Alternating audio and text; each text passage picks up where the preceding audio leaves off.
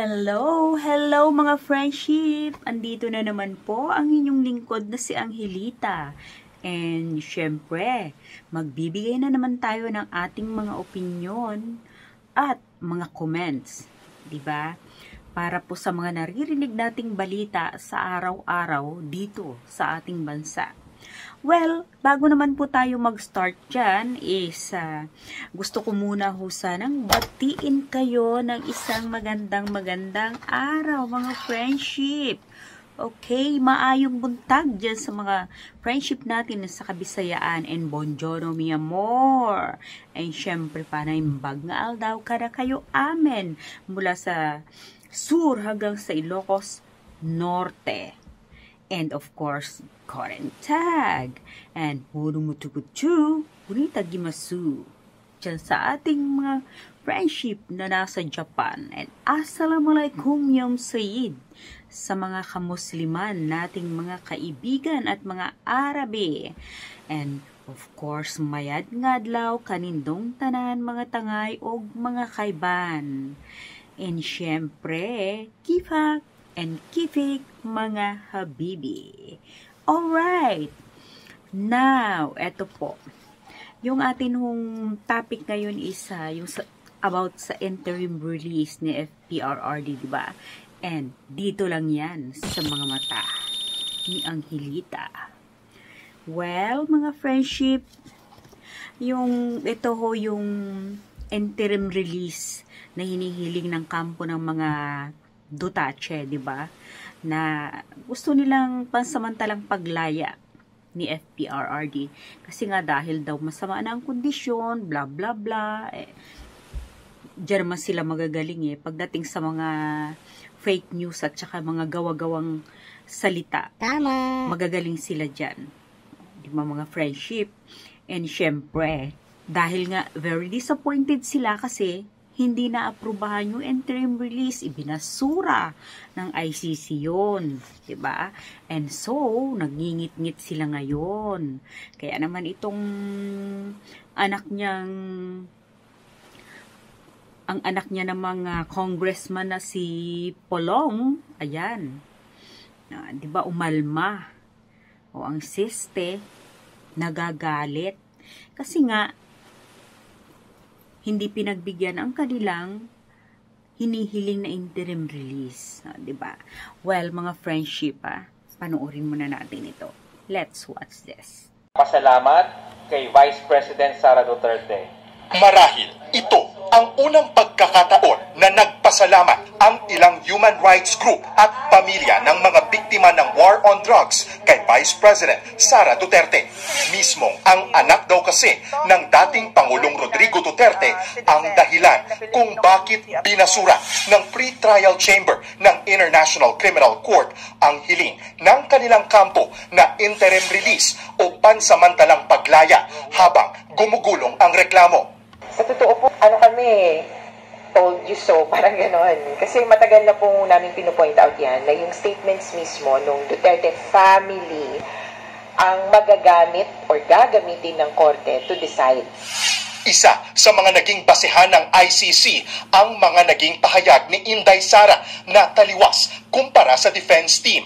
Kabilang dyan ang balak ng pamilya Duterte na iuwi sa Davao ang ama sa oras na mapagbibigyan ng interim release, bagay na hindi tugma sa sinabi ng kanyang depensa na mananatili siya sa estado kung saan siya pansamantalang palalayain. Isa rin sa punto ng ICC ang mga sinabi noon ng bise na itatakas nila ang ama sa ICC detention. Nabuhayan ng loob ang ilang kaanak ng war on drugs victims sa desisyon ng ICC laban sa dating Pangulo na nahaharap sa reklamong crimes against humanity.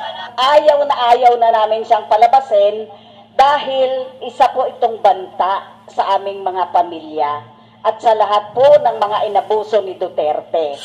Inalmahan naman ni Davao City Congressman Pulong Duterte ang desisyon ng ICC. Sa kanyang post sa Facebook, sinabi niyang hindi batas kundi political theater ang nanaig. Giit ng kongresista, naging biktima daw ng political persecution ang kanyang ama. Titiyakin daw niyang mananagot ang mga anyay kumita sa kanyang ama. Sunod na pagdedesisyonan ng ICC ang ilang pending. So, ayun nga mga friendship, o, di ba? Nagpapasalamat pa sila ngayon kay Inday Sara. O, kasi nga, dahil kay Inday Sara, sa kampo ng mga Duterte sa mga anak niya, kaya hindi na-aprobahan yung interim release. O, di ba? Ang galing nga ang galing ng mga diskarte nila di ba? Di ba nga mga friendship, ang galing ng diskarte nila? Paano kasi? Yung mga defense nila, yung mga lawyer nila, sinasabing ganyan-ganyan, may sakit, kesyo, yung mga lumalabas sa social media ngayon. Pero pag in-interview naman yung mga kamag-anak ng mga Duterte, sinasabi nilang okay na okay si FPRRD, di ba? So, anong gagawin nila ngayon kung very disappointed sila dahil nga hindi na aprobahan yung interim release? Anong gagawin kaya nila ngayon? Mga natin ang susunod na kabanata dyan, mga friendship. Di ba? At saka mga friendship, di ba? Tama nga naman yung sinabi ng mga biktima, yung mga family ng EJK. Tama nga naman sila na kapag nga naman pinalaya yan, kahit sabihin nating pansamantala lang, nakakatakot pa rin. Kasi, di ba alam naman natin kung ano ang mga pwedeng gawin ng mga Duterte. Oo nga ni. Sa dami ng galamay niya, nagkalat sa buong Pilipinas. Hindi nga lang sa Pilipinas Kahit sa ang lupalop nga ng iba-ibang bansa, di ba? Napakarami kasi nga, ang dami nilang, kayang-kaya nilang bayaran ng mga yon. Kaya nga, nagkalat.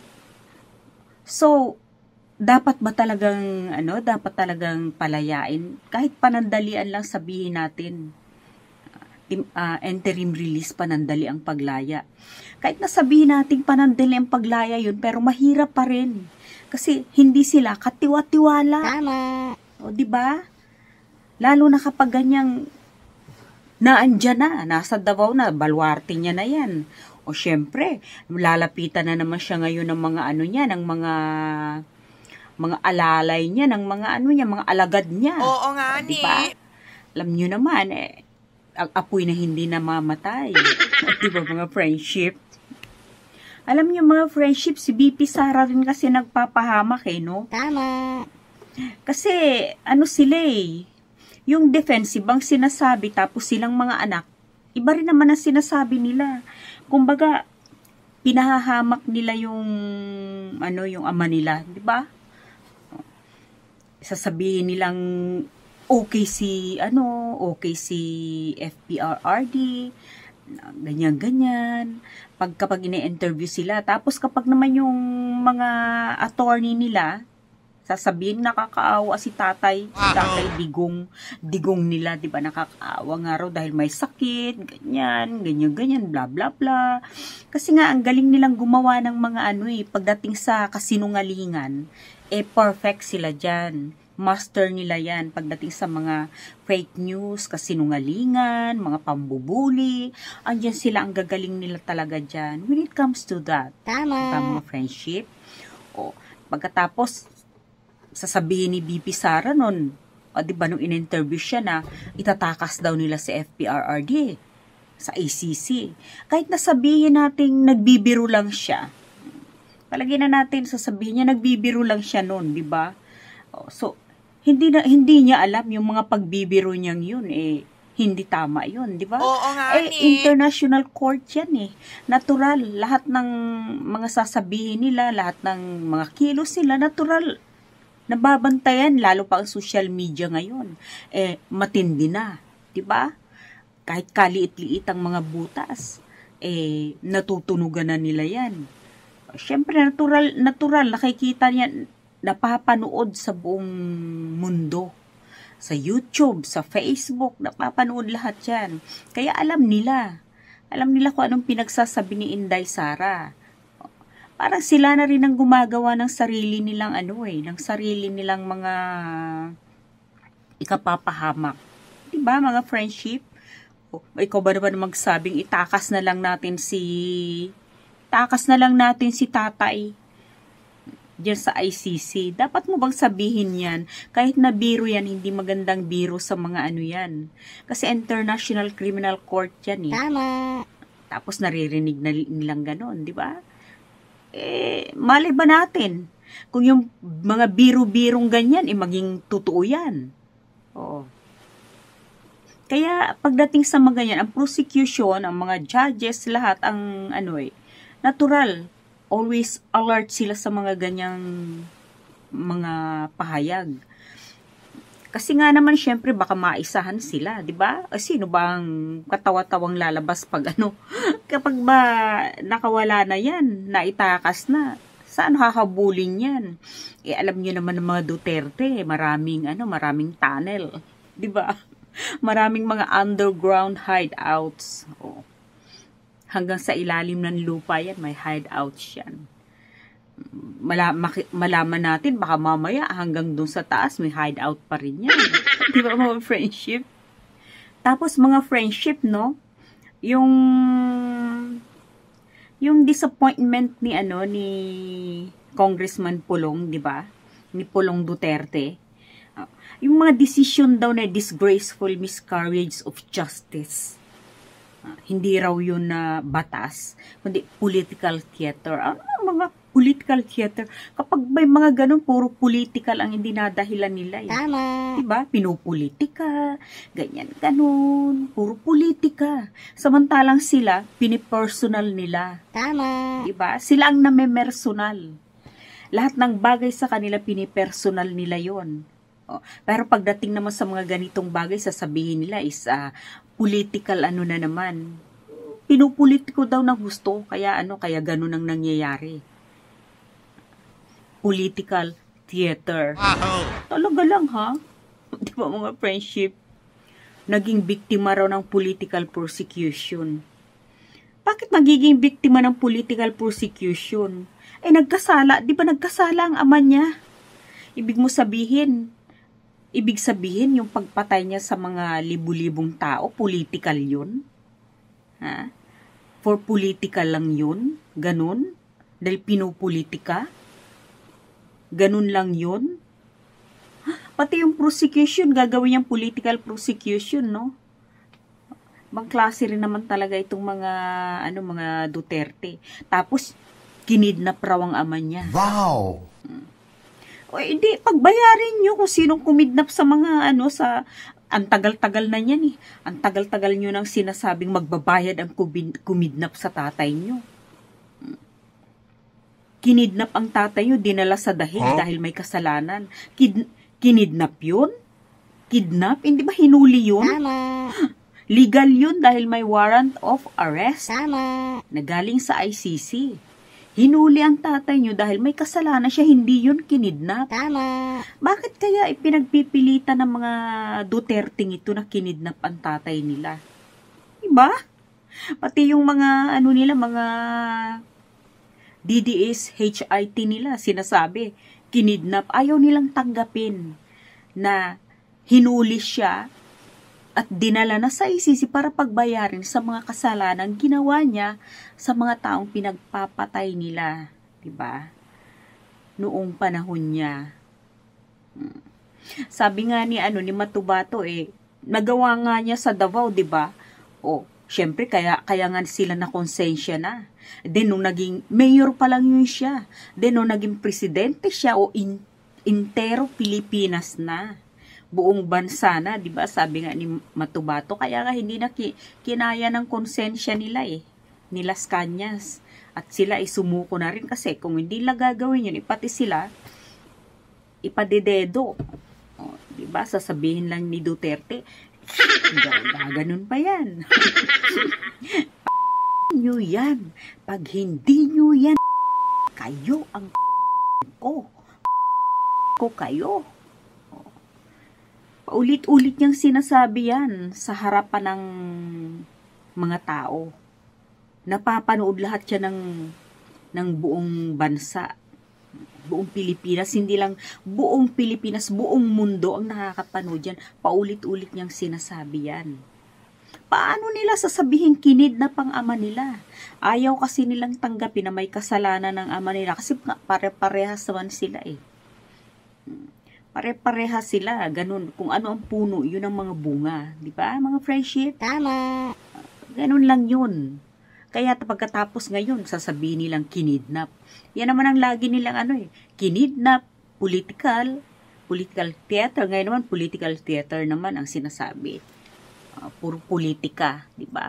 O kung gusto mong pagbayarin kung inaakala nyo ang krimen yung at kinidnap ang ama nyo, edi pagbayarin nyo. Sino ba mga may kidnappers ba doon? Sino ba? Ay, nako. Talaga mga friendship, no? Kaya nga naman ang takbo ng isip talaga ng mga Duterte palaging nahuhuli. Kasi ang galing nilang gumawa ng mga fake news. Yan nga ang kanilang yan nga ang kanilang natatanging mga talino. Ang gagaling nila pagdating diyan, 'di ba? Pero pagdating naman sa yung sila na ang nasusukol, talagang ang galing nilang gumawa ng diskarte para lang makalusot. Tama. Para silang mga mga isdang yung mga hito na madudulas, masyadong madulas. Diba mga friendship, masyado silang madulas kaya hindi mahuli. Kasi ang dami nilang mga kasabwat. Sa sirado na nga lang bilangin nyo. Mas marami yung mga nila, yung mga alagad nila, di ba? Oo nga Kesa sa mga alagad ng administrasyon. Pag sinabi nilang palitan si ganyan, no? Kanya-kanya na lang sila, di ba? Galing. Talaga naman. Diyan natin makikitang very powerful sila. Kahit wala na sila sa mga pwesto, very powerful pa rin sila. Yan mga friendship na gagawa talaga ng pera. Tama.